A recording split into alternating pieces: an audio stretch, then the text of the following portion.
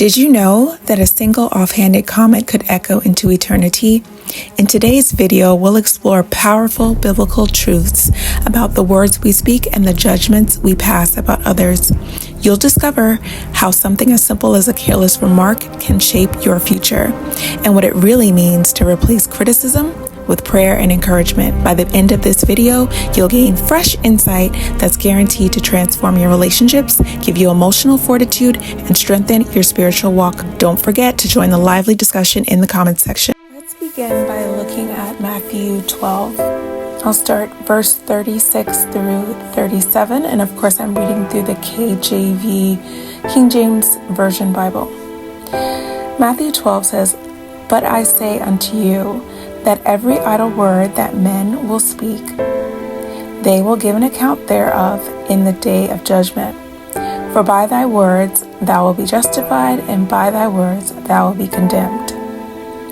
In just these two verses, which I find really interesting, is we see how serious God is about our words, all words. Not just the words we say to others, but also how we talk to ourselves. But that's a topic for another video. But God is telling us here that every single word can justify or condemn us. So watch your words. Watch what you say to and about others. This is what the Messiah is saying. This is God's words. God said, "This is my son in whom I am well pleased. Hear him." And he says, every idle word that men speak, you'll give an account of in the day of judgment. All right, now let's see what the Messiah says about judging others. Matthew 7, verse 1 through 3, I'll read. It says, "Judge not, that ye be not judged. For with what judgment ye judge, ye will be judged. And with what measure ye meet, it will be measured to you again."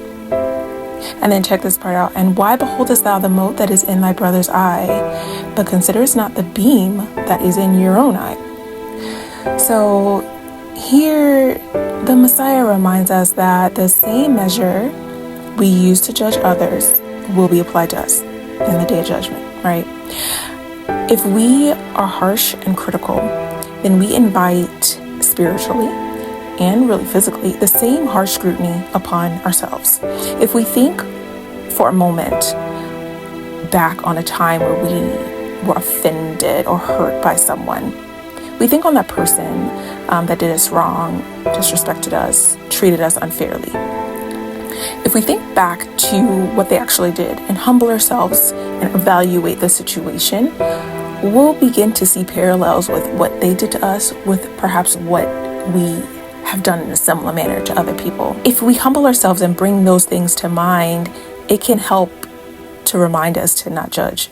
The Apostle Paul also addresses this point in Romans 2, verse 1.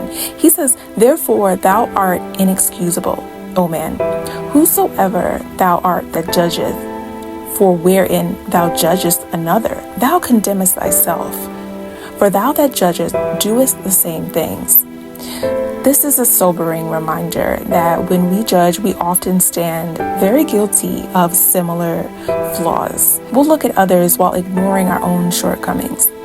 I've personally found in my life that meditating on the fact that, you're not perfect when you're looking at someone else's imperfection, saying to yourself, "Oh, I'm not perfect either," helps to provide some relief in the present moment. If someone is actively disrespecting you in that present moment, you can think, "Oh wow, I've probably done this to someone else." And in that moment, you can get relief and extend that person some grace. Regarding those really significant hurts, I'm not going to say it explicitly, but those life-changing ones that we try not to think about, we can still refrain from judging others. And this goes into forgiving and doing really deep work, but we can still refrain from judging those people, right? Because in the end, God is the ultimate judge, and he will repay unrepentant sinners. And there's no better person to repay those hurts. The Bible also says, "Don't rejoice when your enemy fails." or God will turn away wrath. And so the best recourse, even in those deep hurt situations, is to not judge. You got to work on your own healing. You have to forgive. You have to pray. You have to seek God. Okay, let's continue on with the words of Jude. I'll read 14 through 15. It says, "And Enoch also, the seventh from Adam," this is early on, prophesied of these, saying, "Behold, the Lord cometh with 10,000 of his saints, to execute judgment upon all, and to convince all that are ungodly among them of all their ungodly deeds, which they have ungodly committed, and of all their hard speeches, which ungodly sinners have spoken against him." So we see here God's righteous judgment coming upon those who not only do wrong, but those that also speak falsely. So we're told plainly, right, that those that judge and condemn their brother and sister is in danger of hell. This is coming directly from the Messiah. The Messiah's warning is both very direct as well as compassionate, urging us away from destructive attitudes. Matthew 5, you can find this in Matthew 5, and I'll read verse 21 through 22. The Messiah says, "Ye have heard that it was said by them of old time, Thou wilt not kill, and whosoever will kill will be in danger of the judgment. But I say unto you, that whosoever is angry with his brother without a cause will be in danger of the judgment. And whosoever will say to his brother, Rafa, will be in danger of the council. But whosoever will say, Thou fool, will be in danger of hell fire." Jesus intensifies the commandment, "Thou will not kill." We know that one.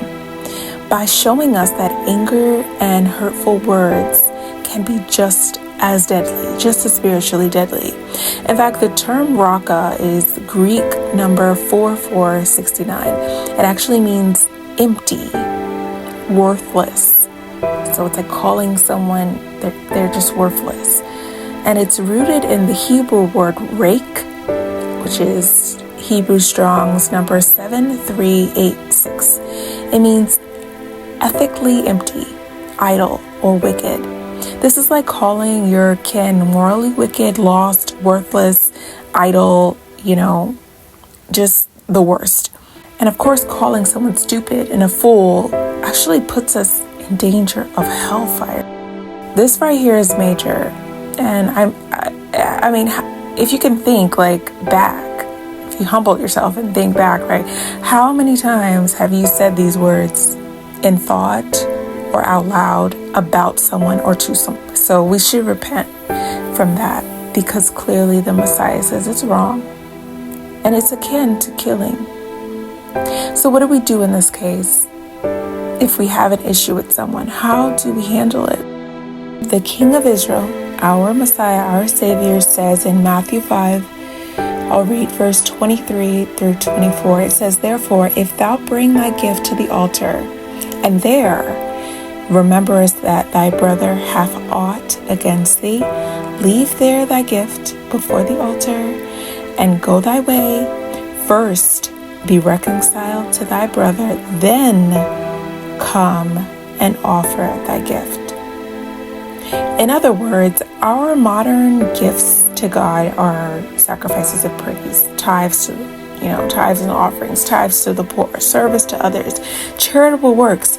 But we cannot fully worship God sincerely with our whole heart, in spirit and in truth, while harboring resentment, anger, bitterness, envy towards others.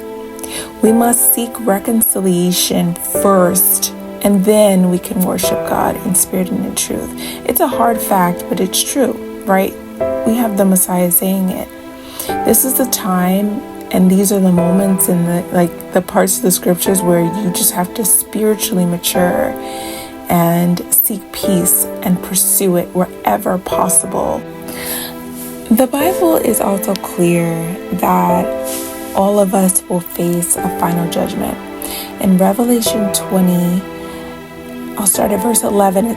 It gives us a breathtaking view of that day. And it says, "And I saw a great white throne and him that sat on it, and from whose face the earth and the heaven fled away, and there was found no place for them. And I saw the dead, small and great, stand before God, and the books were opened. And another book was opened, which is the book of life. And the dead were judged out of those things which were written in the books according to their works." So, when no one's getting away with anything, the Most High, He's a just judge, and everyone will be judged if they do not repent. And in 1 Corinthians 4, verse 5, we're admonished, and it says, "Therefore judge nothing before the time, until the Lord come, who both will bring to light the hidden things of darkness and will make manifest the counsels of the hearts. And then will every man have praise of God." Ultimately, it's saying here that God alone sees the full story, the hidden motives, the unspoken hurts, and the sincere repentances of every single person. Our role is not to step into God's place as judge, but to live in readiness for the day when we will stand before Him. Okay, so you might be thinking, do we stay silent? No, absolutely not. The Bible teaches us to pray for others and help them grow. Galatians 6, verse 1 says, "Brethren, if a man be overtaken in a fault, ye which are spiritual, restore such a one in the spirit of meekness, considering thyself, lest thou also be tempted." So we aren't to judge or condemn, we're to gently restore, being mindful of our own weaknesses and being humble, because if it were not for God's grace, we could be in their place. We also know that there is one accuser of the brethren, the adversary. He's been accusing from the very beginning. Revelation 12, verse 10 says that, "And I heard a loud voice saying in heaven, Now is come salvation and strength and the kingdom of our God and the power of His Christ. For the accuser of our brethren is cast down, which accused them before our God day and night." We don't want to be accounted among the accusers in the time of judgment. 2 Timothy 3, I'll start at verse 1, warns us about the last days. It says, "This know also, that in the last days perilous times will come.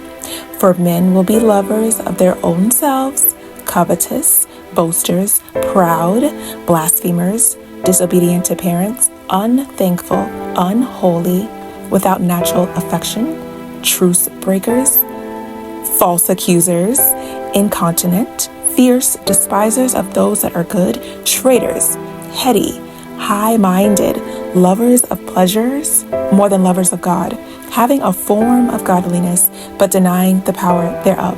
From such turn away." Now, we here have a list of many evil works, evil mindsets, evil ways of being and doing and living. And among that list, clearly, is false accusers. So don't find yourself in the company of this type of people listed in 2 Timothy 3 by false accusing others. The adversary is the ultimate accuser. We do not want to partner with him by continually accusing and judging one another.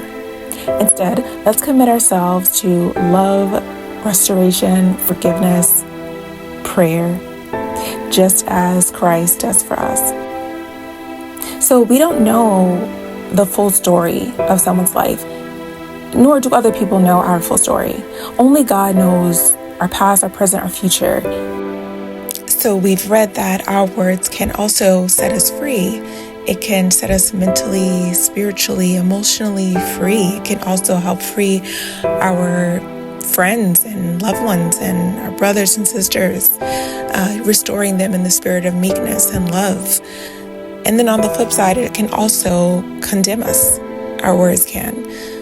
We know that every idle word will be judged. So instead of judging others, accusing others, choose to speak life. Choose to bless others. And in doing so, you'll draw them closer to God. Thanks for watching, and shalom.